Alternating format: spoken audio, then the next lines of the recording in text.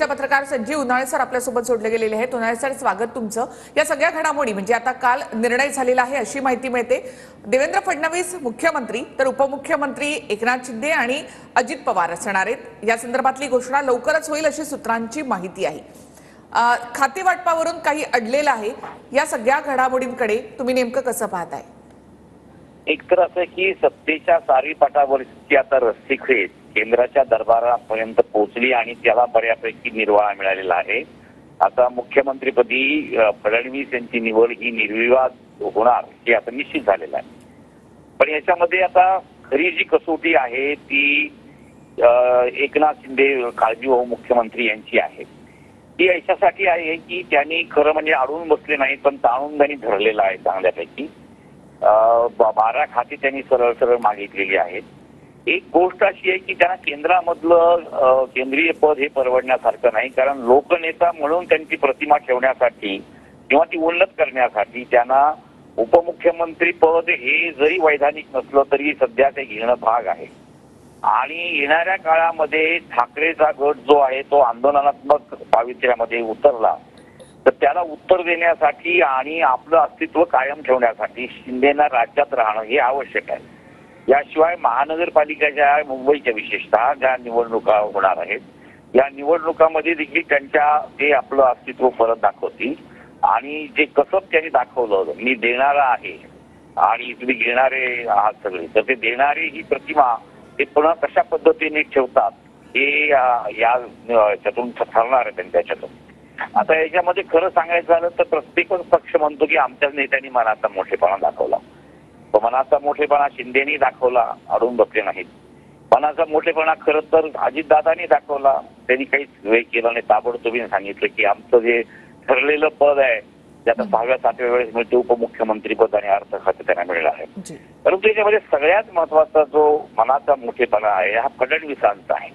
फडणवीसांना गेल्या वेळेस खरं म्हणजे मुख्यमंत्री होण्याची संधी होती, पण 2.5 वर्ष निमूटपणे त्यांनी कसलीही तक्रार न करता ते काम केलं आणि हा देखील त्यांच्या मनाचा मोठेपणा आहे। तेव्हा 2 पक्षांनी सुद्धा आता मनाचा मोठेपणा दाखवलेला ही गोष्ट खरी आहे।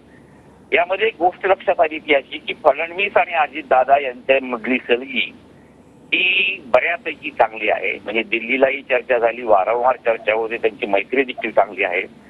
पण फडणवीस आणि शिंदे यांच्यामध्ये थोडाफार काहीतरी तणाव असा आहे असं दिसलं। मला असं वाटतं की तो तणाव की त्या आज उद्या जी पदाची डिस्ट्रीब्युशन आहे त्याच्यानंतर तो विरघळून जाईल आणि यांना एकत्रित काम करून आपलं अस्तित्व दाखवण्याची तयारी करावी लागेल। कारण आर्थिक प्रश्न या राज्यापुढचे, पिकाचे प्रश्न मोठ्या प्रमाणावर हे सगळे तातडीने सोडवणं आवश्यक आहे। आणि जवळपास 1 आठवड्यापेक्षा जास्त काळ फक्त मुख्यमंत्री पद आणि कॅबिनेट होण्यासाठी मिळवलं आहे। त्याच्यामुळे येणाऱ्या जे निर्णय आहेत ते झटपट होतील असं मला वाटतं। झालेली जी गोष्ट आहे फडणवीसांच्या नावावर त्या बैठकीत शिक्कामोर्तब झालं, ही गोष्ट महाराष्ट्रासाठी खूप चांगली घडलेली आहे। ते तरुण तडफदार आहेत, नेक आहेत, त्यांच्या प्रतिमा अतिशय निर्मळ आहे आणि यामुळं मला असं वाटतं की महाराष्ट्राची प्रतिमा आणखीन उन्नत होण्यासाठी त्याच्यामुळे मदत होईल। परंतु हे या सगळ्याच्यामध्ये आता शिंदे गट कशा पद्धतीने ऍक्शन करतो याच्याकडे मला असं वाटतं सगळ्यांचं लक्ष राहील आणि त्या पद्धतीने शिंदे गटांचे लोक हे ज्या पद्धतीने संघटित आहेत आणि त्यांची संख्या देखील बऱ्यापैकी आहे, त्यामुळं त्यांचा एक प्रेशर ग्रुप हा नेहमी करतात या कॅबिनेटमध्ये राहणार आहे ही गोष्ट मात्र लक्षात घेणं भाग आहे। जी नक्कीच उन्हाळे सर, तुम्ही आता म्हणालात की शिंदे आपल्या पक्षवाढीवर या ठिकाणी लक्ष देतील। भाजप सगळ्यात मोठा पक्ष या विधानसभेत ठरलेला आहे, त्यानंतर त्या खालोखाल आहे तो शिंदेचा पक्ष। अशा वेळेला महाराष्ट्रातच राहून पक्ष वाढवणं, अर्थमंत्रीपद हे जर अजित पवारांकडे असेल तर त्यातूनही मार्ग काढून आपल्या योजना पुढे नेणं, आपली प्रतिमा तशीच ठेवणं हे एक मोठं आव्हान शिंदेंसमोर पुढच्या काळात असणार आहे।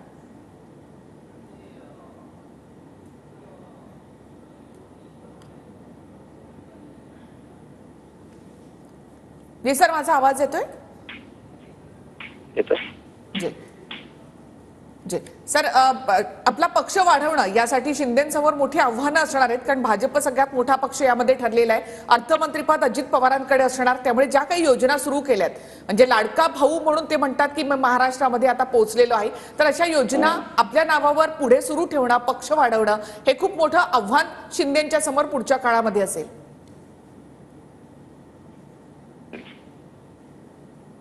याच्यामध्ये महत्वाची गोष्ट अशी आहे की ज्याला कन्झम्पशन अशा पद्धतीची सबसिडी जी आहे, ही कन्झम्पशन सबसिडीला सरासरी कोणी एनकरेज करत नाही. परंतु आता ही कन्झम्पशन सबसिडीचं जे अमाऊंट आहे तो आता 2100 रुपये लाडक्या बहिणीचा वाढणार आहे. आणि लाडके भाऊ ते स्वतः असं म्हणत असले तरी देखील लाडक्या बहिणींना अर्थकारणामध्ये नीट बसवणं ही खूप मोठी कसरत आता येणाऱ्या सरकारपुढे राहणार आहे.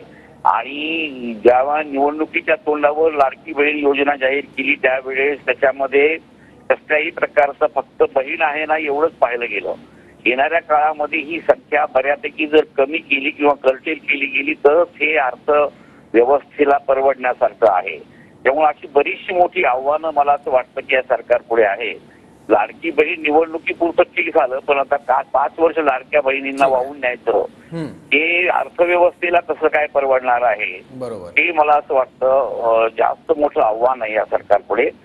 पण ही सगळी जी आहे ही निवडणुकीचा अजेंडा बदलण्यामध्ये लाडकी बहीण कारणीभूत ठरली, ही गोष्ट मात्र मान्य केली पाहिजे. आणि निवडणुकीच्या याला त्यांची पूरक अशी राहिलेली आहे. पण त्याच्यामुळे त्यांना ही दिलेली आश्वासनं आता पूर्ण करावीच लागतील, त्याच्यावरून मागे सरता येणार नाही. बरोबर आहे. सरकार स्थापन झाल्यानंतरची ही सगळी मोठी आव्हानं असणार आहेत. धन्यवाद संजीव उन्हाळे सर आपल्या विश्लेषणाबद्दल.